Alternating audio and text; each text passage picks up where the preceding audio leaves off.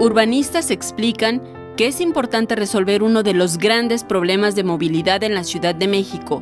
Parte de las soluciones que impulsa el gobierno de la ciudad es la ampliación de la línea 3 del Metrobús, que va a tener 7 estaciones más a las 14 ya existentes.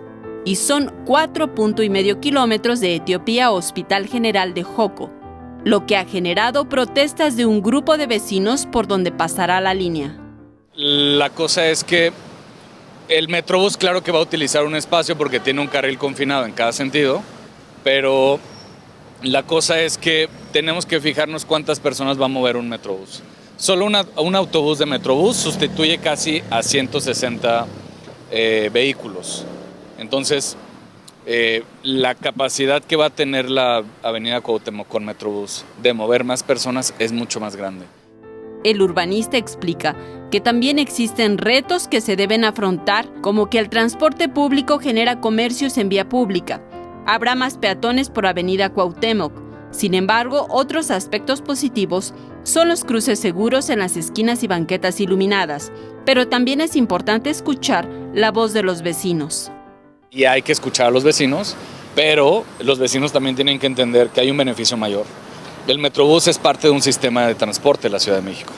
Entonces, el Metrobús ayuda, por así decirlo, al metro, al trolebús, a las bicis. Por su parte, vecinos de Avenida Cuauhtémoc recolectan firmas para entregarlas al Instituto Electoral de la Ciudad de México y así lograr una consulta ciudadana sobre el tema. Ya firmé porque tampoco estoy de acuerdo, porque esto es una vialidad pues muy amplia para todo lo que viajamos aquí, salimos rapidísimo. Toda la infraestructura del Metrobús lo que hace es ordenar lo que está pasando en la vialidad. Entonces, eso número uno. Número dos, los accesos que hay a los edificios se van a respetar por completo. A decir de Federico Taboada, el Metrobús traerá un beneficio de 10.500 viajes por día y a 110.000 comercios aledaños. Yo veo la viabilidad 100% positiva. Lo que hay que hacer entonces, tratar de solventar las quejas que tienen los vecinos, pero la autoridad lo que tiene que ponderar es el beneficio mayor. En las imágenes, Andrés Brito, Saray Mariscal, 21 Noticias.